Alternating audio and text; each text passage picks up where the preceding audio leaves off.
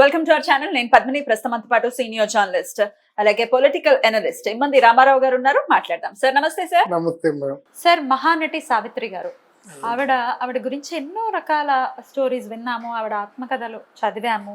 Definite గా ఆవిడకు ఉన్నటువంటి ఔదార్యం వేరే ఏ నటికి ఉండదు అన్న విషయం అందరికీ తెలిసినటువంటిది, కొత్తగా చెప్పాల్సిన అవసరం లేదు. అయితే ఒకానొక సందర్భంలో ఒక సభలో, వాణిశ్రీ గారు ఏర్పాటు చేసిన ఒక సభలో, అందరు హీరోయిన్స్ ఉన్నటువంటి ఆ సభలో సావిత్రి గారు అందరినీ చెడామడా వాయించి పడేశారు అనే మాట ఒకటి వినపడుతూ ఉంటుంది. ఇందులో నిజాలేంటి? ఇది ఎప్పుడు మనకి 1979 ముందు ఏదో జరిగింది. ఎక్కడ సవేరా హోటల్లో ఎవరు నిర్వహించారు? వాణిశ్రీ నిర్వహించారు. వాణిశ్రీ వస్తే వాణిశ్రీతో పాటు జయసుధ, జయప్రద, జయచిత్ర, ప్రభ, అప్పుడున్న శ్రీప్రియ, వీళ్ళందరూ అప్పుడున్న ఆర్టిస్టులు అందరూ వచ్చారు. అందరు హీరోయిన్లు వచ్చారు. హీరోయిన్లు వచ్చాక మన అక్కడ జలగం వెంకటరావు గారు ఇక్కడ ముఖ్యమంత్రి, అక్కడ ముఖ్య అతిథిగా వచ్చాడు. టీవీకే శాస్త్రి అని ఆధ్వర్యంలో వచ్చింది ఈ సన్మానానికి. అప్పుడు టీవీకే శాస్త్రి కొంచెం సాహితీ ప్రియుడు, అంతకుముందు కళాసాగరు నిర్వాహకుడు అన్నమాట. ఆయన పిలిచారు కాబట్టి వీళ్ళందరూ ఉన్నారు కాబట్టి వచ్చింది. కానీ షీఈ్ నాట్ ఇంట్రెస్టెడ్. అసలు ఆ సభలకు రావడం ఇంట్రెస్ట్ కాదు. ఎందుకంటే ముందు ఏంటమ్మా ఇలా ఉన్నావు ఏదో అంటుంటారు అన్నమాట. అప్పటికే చితికిపోయినటువంటి సందర్భమా? బాగా బ్రోకెన్ అయిపోయింది. అందువల్ల ఒప్పుకోలేదు. తర్వాత మొత్తానికి భగీరథుల్లాగా ప్రయత్నం చేసి ఒప్పించి వచ్చాడు. అప్పుడు నేను కొంచెం సావిత్రమ్మకి కొంచెం బాగా అనుకూలంగా దగ్గరగా అంటే ఆ ఇంటికి వెళ్ళి వస్తున్న వ్యక్తిని నేను ముందు వరుసలో కూర్చొని అలా గమనిస్తూ ఉన్నాను.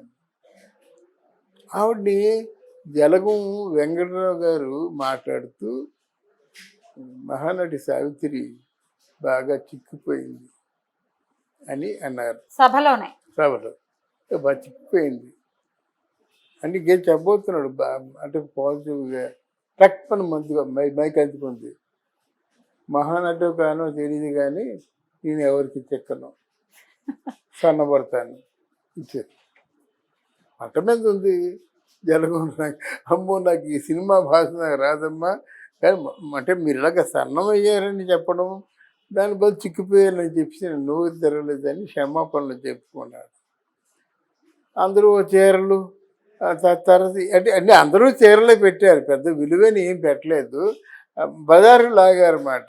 అంటే వీళ్ళ సావిత్రిలాగే నువ్వు యాక్ట్ చేస్తున్నావు అని వాణిశ్రీని అంటారు, సావిత్రిలాగే యాక్ట్ చేస్తానని జయసుధని అంటారు. వీళ్ళందరూ మీ ఆశీర్వాదాలు కావాలి, మీ బాటలో నడిచేలాగా వచ్చామని చెప్పడం కోసం జయప్రద వీళ్ళందరూ ఆవిడకి చెప్పడం కోసం చేశారు. చేస్తే అమ్మ పద్మిని తల్లి చివరిలో ఆ సావిత్రి గారిని చాలా పెద్ద రైటర్ అంటాను. ఎందుకంటే చాలా మంచి భావుకత మైక్ ముందుకు వచ్చింది. అందరూ ఏంటి చిక్కాను అంటారు. ఎవరికి చిక్కుతాను నేను? ఎవరికి చిక్కగలను నేను? ఆ మాట అన్నదే చెప్తూ మీరు అందరూ కూడా దేవత దేవత దేవత అంటున్నారు. అందుకే మద్రాసు దూరంగా ఊరి పొలిమేరల వరకు తరిమేశారు. ఆ దేవతకైనా సంవత్సరానికి ఒకసారి వచ్చి పలకరించి పసుపు కుంకాలు ఇస్తారు కదా, పట్టుచీరలు వద్దు, కనీసం పలకరించారా? ఎలా వస్తాను మీ దేవతని నేను? 2 మాట. 3 నిర్మోహమాటంగా ఇలా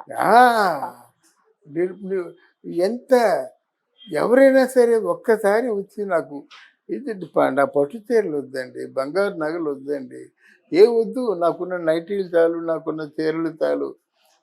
కానీ మీరు ఇలాగ సభ పెట్టి నాకెందుకు అందరిలో తీసుకొచ్చి నాకు చిరాకే కలిగిస్తున్నారు. దాన్ని నేను అంటే బాధపడడం కాదు, కానీ ఇది నిజంగా ప్రేమ అనే అనుమానం నాకే కలుగుతుంది. ఇంతమంది వచ్చారు. నిజమేనా సార్? ఎవ్వరు వచ్చి పలకరించిన దాఖలాలు అదే అండి. సంవత్సరానికి ఒకసారి కనీసం ఎవరైనా పలకరించారా? ఎక్కడ మడవ లాంటి ప్రాంతం, అన్నానగరు, అప్పటికి వెళ్ళిపోయిందంటే అక్కడ బాగా 500 రూపాయలకి ఒక సింగిల్ బెడ్రూమ్ ఉంటుందని వెళ్ళిపోయింది కట్టుకోలేక. ఓ చిన్న బాగా డ్యామేజ్ అయినటువంటి కారం. ఒక ఫియట్ కార్ ఉండేది అంతే.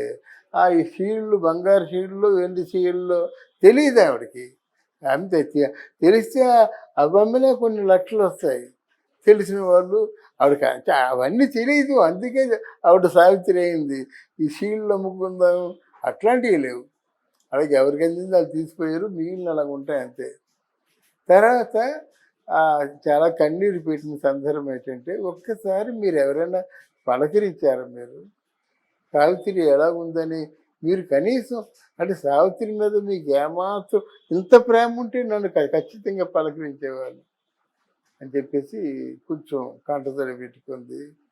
మీరందరూ నన్ను ఆత్మకథ రాయమని అడుగుతున్నారు. అంటే ఆత్మకథ రాయాలంటే అప్పుడే నాగేశ్వరరావు గారు మేడ మీద ఉన్నారు సవేర హోటల్ మీద. ఆత్మకథ రాయమంటే అసలు ఆత్మీయ లేని మనుషుల గురించి ఏం ఆత్మకథ రాయమంటారు? నేను ఆత్మకథ రాయను. నాలోనే అన్నీ కట్టెల్లో కట్టిగా కారిపోయినంత వరకు ఉంటాయి. కానీ ఆత్మకథలు రాసి నేను ఎందుకు బజార్లో పడతాను, మిగతా వాళ్ళు ఎందుకు బజారుకి ఏడుస్తాను అని ఒక్కొక్కరు ఆ రోజు చివరి వరకు కూడా వాడికి ఎంత కోపం వచ్చిందంటే కనీసం సవేర హోటల్లో డిన్నర్ ఏర్పాటు చేస్తే డిన్నర్ కూడా ఉండలేదన్నమాట. అది అంత గొప్ప సున్నితమైనటువంటి నటిని మళ్ళీ జీవితంలో మరొకరిని చూడలేదన్నమాట. మిగతా వాళ్ళ రియాక్షన్ ఏంటి సార్? ఎవరైనా మాట్లాడటం కానీ చాలా బాధపడ్డారు, చాలా ప్రాధాయపడ్డారు, చాలా లంచ్లో డిన్నర్లో కూర్చోమని తిన్నారు. ఇంతమంది ఎంత బ్రతిమాలినప్పుడు కూడా అప్పుడే మీరు అందరూ పైకి వస్తారు, బాగొస్తారు. అంతేగా ఇంకో మాట చెప్పింది, మీరా నటించండి, సావిత్రిలా మాత్రం నటించొద్దు, వచ్చేసి ఒకరే సావిత్రి ఉండాలి అని అదో మాట ఉంది. ఆ తర్వాత అయినా పోనీ ఈ సభ తర్వాత అయినా ఎవరిలో అయినా ఒక్కరిలో అయినా మార్పు వచ్చిందా? ఏం మార్పు లేదు. మార్పు వస్తే ఎందుకు ఆవిడ కృంగిపోతుంది? ఆవిడ టెన్షన్ మానసికంగా కృంగిపోయి ఎవరో పంపించిన డబ్బు వచ్చినంత వరకు అలా వెయిట్ చేసేది మాట. ఆ డబ్బులు రానప్పుడు ప్రెషర్ కదా, టెన్షన్ కదా, ఆ మందు తాగితే కానీ బ్రతకలేని పరిస్థితి వచ్చింది. అది అందువల్ల ఈ టెన్షన్ వల్ల మందు తగ్గ భోజనం లేకపోవడం వల్ల అలా తొందరగా పోవాల్సింది కాదు. అసలు ఇంకా అనుకుంటే జమున కంటే సావిత్రి ఎంతో తక్కువ అనుకుంటా. తొందరగా పోవాల్సింది కాదు.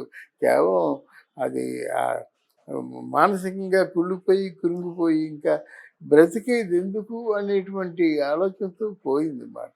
మన పవన్ కళ్యాణ్ ఒక 30-40 సీట్లు తీసుకుంటే గెలిచేస్తారన్నమాట.